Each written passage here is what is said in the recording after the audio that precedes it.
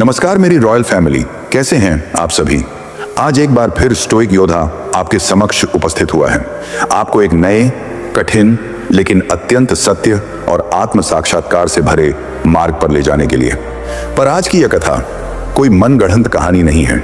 यह हमें एक युवक ने भेजी है जो उत्तर प्रदेश के सहारनपुर जिले से है। उसका नाम है बंटी कश्यप। और भाइयों, ये सिर्फ एक युवक की कथा नहीं, बल्कि यह हर उस दिल की कहानी है जिसने किसी और की खुशी में अपनी जिंदगी लुटा दी, लेकिन बदले में पाया सिर्फ उपेक्षा, तिरस्कार और अकेलापन।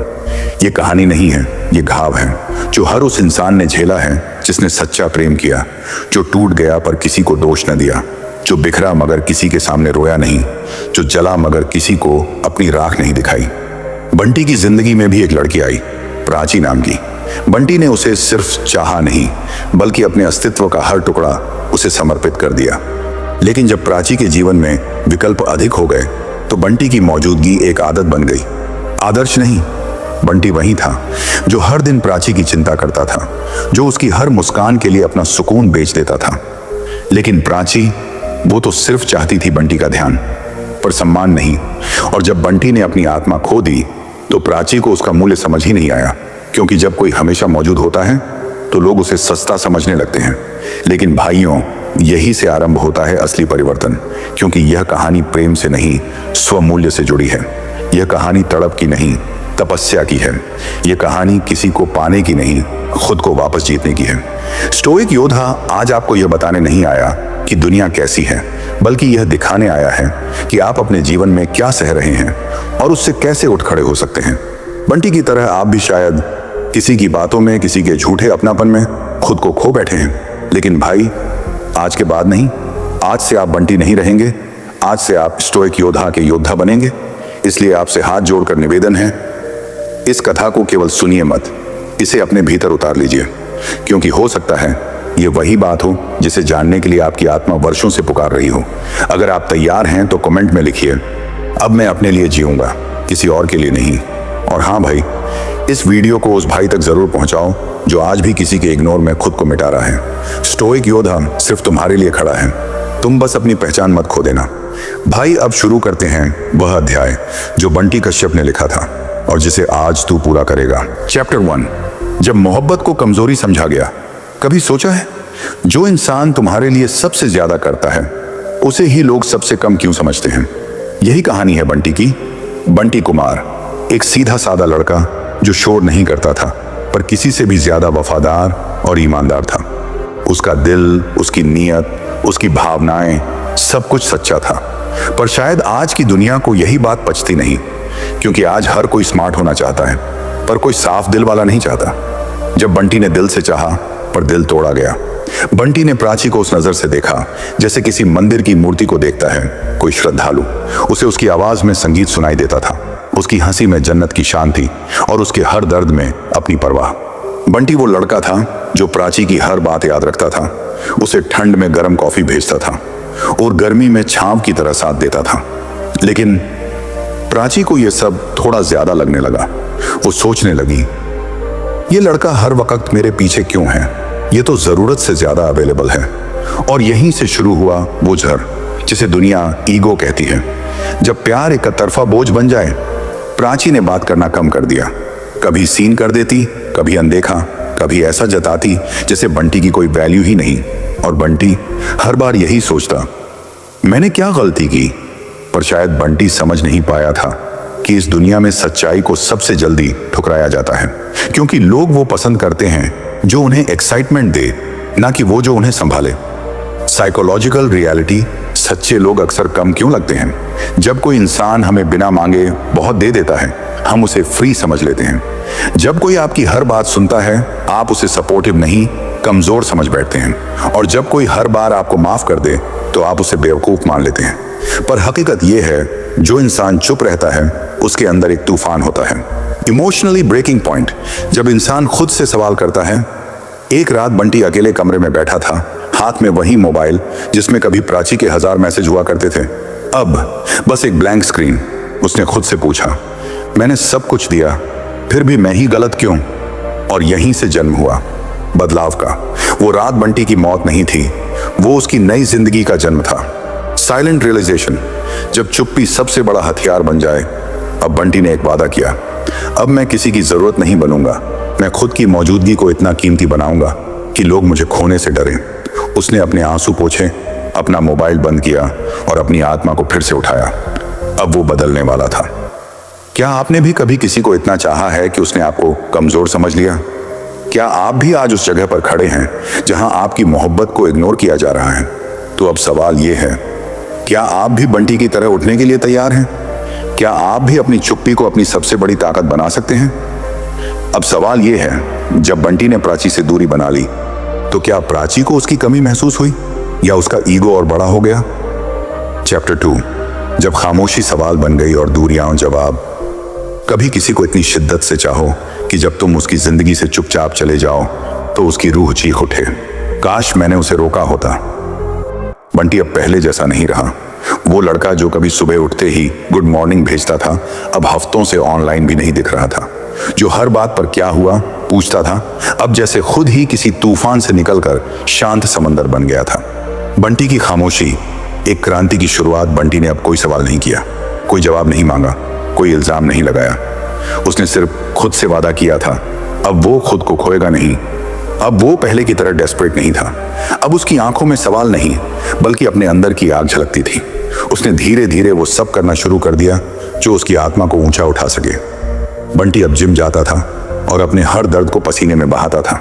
वो किताबें पढ़ता था जहां वो अपनी वर्थ को फिर से पहचानने लगा, और सबसे बढ़कर अब वो अपने भविष्य की क्लैरिटी के साथ जी रहा था।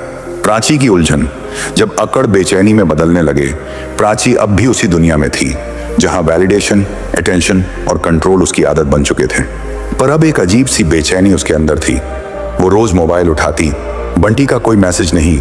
उसने कुछ क्यों नहीं पूछा, उसने ब्लेम क्यों नहीं किया, वो इतना शांत कैसे हो गया?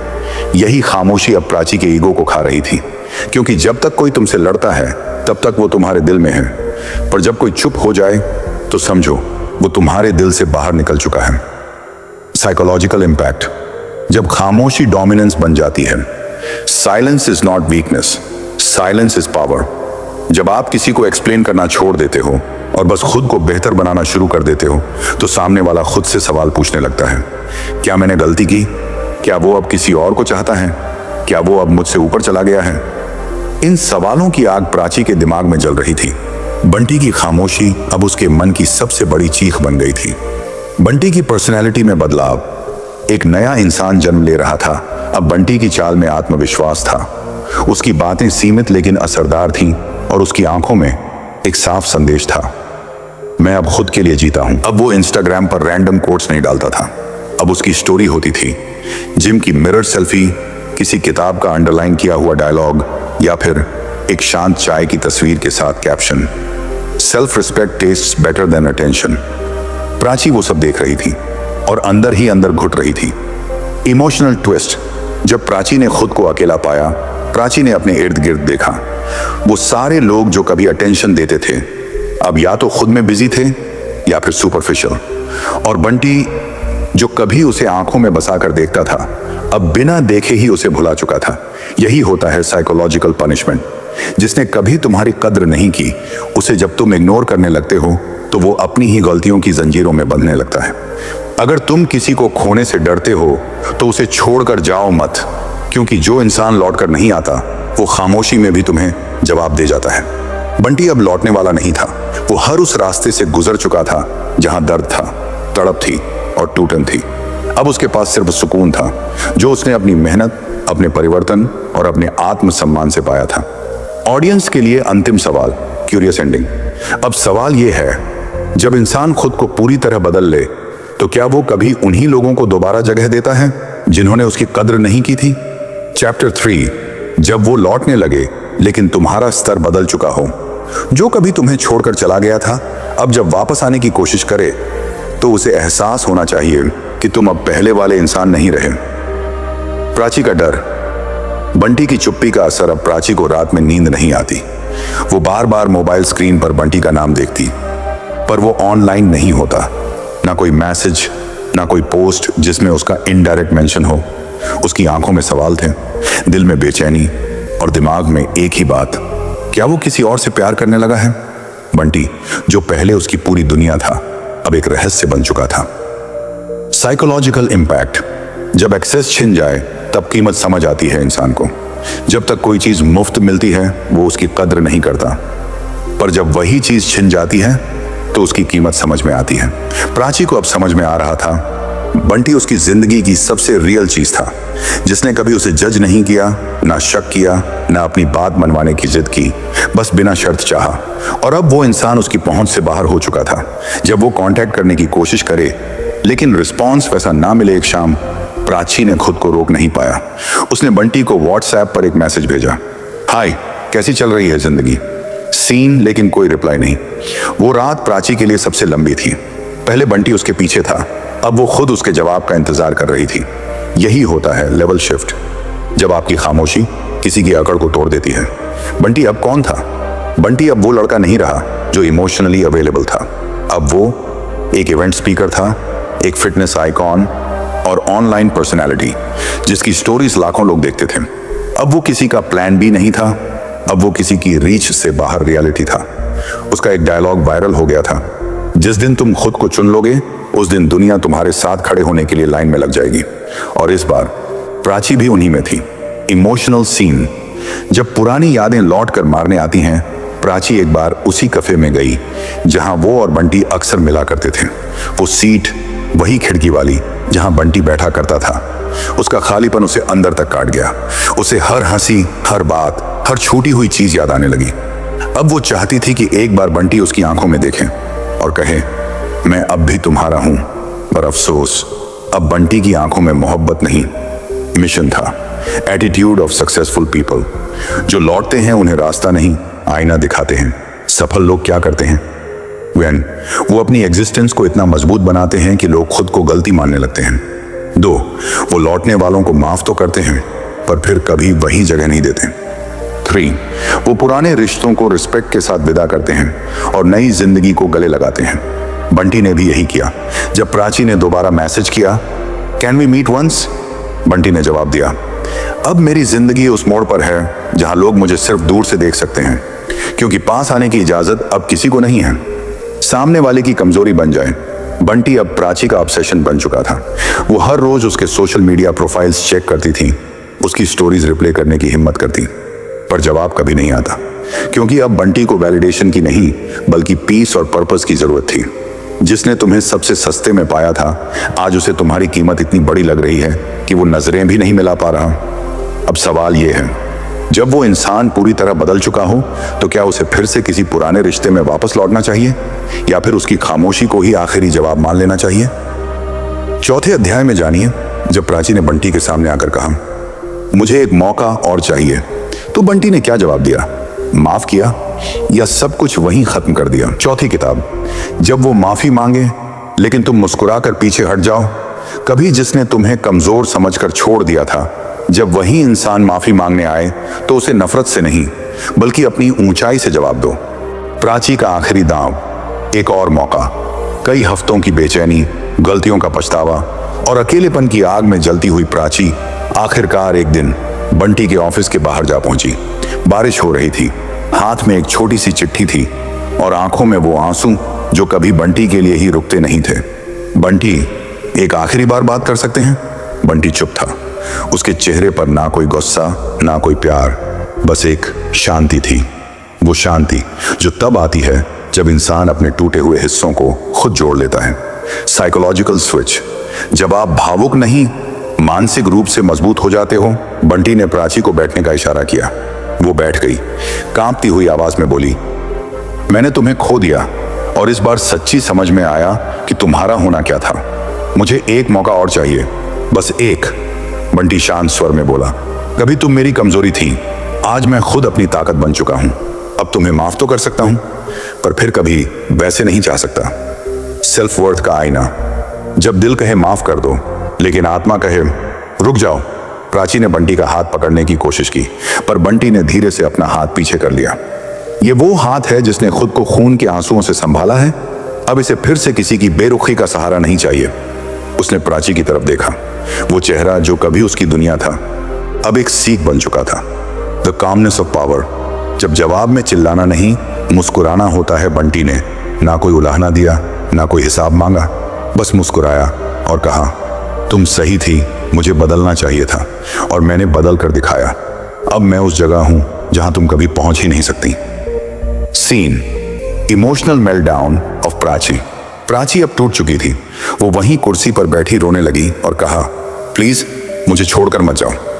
बंटी ने देखा, उसकी आंखें भर आई थीं, पर वो जानता था अब जो आंसू हैं वो प्यार के नहीं बल्कि पछतावे के हैं। Dark psychology. Guilt is more powerful than revenge. जब कोई इंसान तुम्हारे साथ बुरा करता है और तुम बदले में कुछ नहीं करते बल्कि खुद को बड़ा और मजबूत बना लेते हो, तो उसका गिल्ट उसे ताउम्र जलाता है। प्राची अब उसी गिल्ट की आग में जल रही थी। वो जानती थी बंटी अब माफ तो कर देगा पर लौटेगा नहीं। Attitude of growth. तुम्हारा फ्यूचर पुराने चैप्टर में नहीं होता। बंटी उठ खड़ा हुआ। प्राची ने उसका हाथ थामना चाहा, पर उसने सिर्फ इतना कहा, मैं तुम्हें माफ करता हूं, पर अब तुम मेरी कहानी का हिस्सा नहीं हो। और फिर वो वहां से चला गया, शांत, मजबूत और अपनी आत्मा के सबसे पवित्र रूप में। Narrator voice, emotional dialogue. जिसे तुमने तब नहीं चाहा जब वो तुम्हारे हर दर्द में शामिल था, अब उसे चाहना भी तुम्हारे बस में नहीं रहा। Curious question for chapter 5, final chapter. अब सवाल ये है, क्या बंटी कभी दोबारा प्यार करेगा, या वो इंसान जिसे एक बार किसी ने छोड़ दिया हो वो हमेशा इमोशनल डिस्टेंस में जीता है? चैप्टर 5 में जानिए।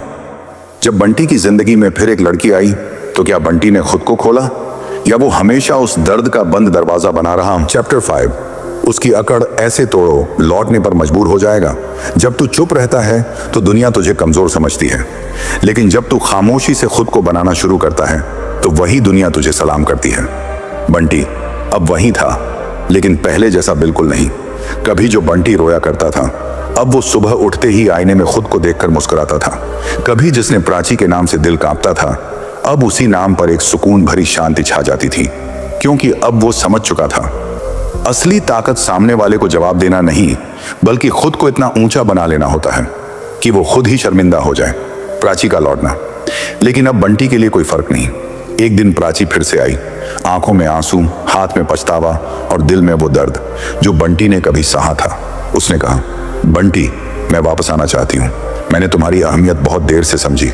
लेकिन अब बंटी कोई फिल्मी हीरो नहीं था जो एक माफी में सब कुछ भूल जाए। उसने मुस्कुराकर कहा, मैं तुझे माफ करता हूँ, लेकिन दोबारा अपनी जिंदगी में लाना मेरे खुद से किए गए वादे के खिलाफ होगा। Stoic mindset. अब किसी के लिए नहीं तड़पना है। बंटी को अब समझ आ गया था, 1 जो चला गया उसे जाने दो, 2 जो साथ है उसे संभालो, 2 जो सपना है उसके लिए जान लगा दो, 4 जो खुद से प्यार नहीं करता वो किसी से सच्चा नहीं हो सकता। स्टोइक योद्धा की यही सोच थी, इमोशन में नहीं विजन में जीना है। बंटी अब अकेला नहीं था, वो एक योद्धा बन चुका था। जब कल तक मोहब्बत में रोया करता था, आज वही दुनिया को अपने आत्म संयम से चौंका रहा था। अब मैं किसी को बदलने के लिए नहीं, खुद को बेहतर बनाने के लिए जी रहा हूं। तू किसी की तड़प में जी रहा था ना भाई, अब तू अपनी तरक्की में जी। तू किसी के लौट आने का इंतजार कर रहा था, अब तू अपने लेवल अप का जश्न मना। स्टोइक योद्धा सिर्फ तेरे लिए खड़ा है भाई, तू बस खुद को मत छोड़ना। बोल भाई, क्या तू अब भी किसी के लौटने के लिए तड़पता रहेगा, या अब स्टोइक योद्धा की तरह अपने आप को खड़ा करेगा? अगर तू यहां तक आया है तो ये 5 सवाल खुद से पूछ। 1 क्या मैं अब भी किसी की माफी का इंतजार कर रहा हूं, या खुद को माफ कर आगे बढ़ चुका हूं? 2 क्या मैं अपनी वैल्यू दूसरों से पूछ रहा हूं, या खुद को सबसे ऊपर रख रहा हूं? 3 क्या मैं हर सुबह अपने लक्ष्य के लिए उठता हूं, या फिर उसी बीते कल में उलझा हूं? 4 क्या मैं खुद को रोके हुए इंसानों के बारे में सोचकर थम रहा हूं, या उन्हें छोड़कर उड़ रहा हूं? 5वां क्या अब मैं सिर्फ सोचता हूं, या फिर स्टोइक योद्धा की तरह एक्शन में हूं? स्टोइक योद्धा फाइनल मैसेज। भाई जो भी यहां तक आ गया है, कमेंट में सिर्फ इतना लिख, अब मैं तड़पूंगा नहीं चमकूंगा। ये कमेंट मुझे बताएगा कि तू बदल रहा है। और चैनल को सब्सक्राइब कर, क्योंकि स्टोइक योद्धा तुझे हर दिन बेहतर बनाएगा। ये वीडियो उस दोस्त को जरूर भेज जो आज भी किसी के लिए टूट रहा है, क्योंकि अब तू अकेला नहीं है, अब तू स्टोइक योद्धा है। भाई क्या तू वाकई अब एक नया चैप्टर शुरू करने को तैयार है? क्या तू खुद से वो वादा कर सकता है, अब मैं सिर्फ खुद के लिए जीऊंगा? अगली वीडियो में हम जानेंगे इमोशनल पेन के बाद सच्चा प्यार कैसे पहचाने। तैयार हो? तू बता, कमेंट में इंतजार कर रहा हूं। तुम्हारा अपना स्टोइक योद्धा।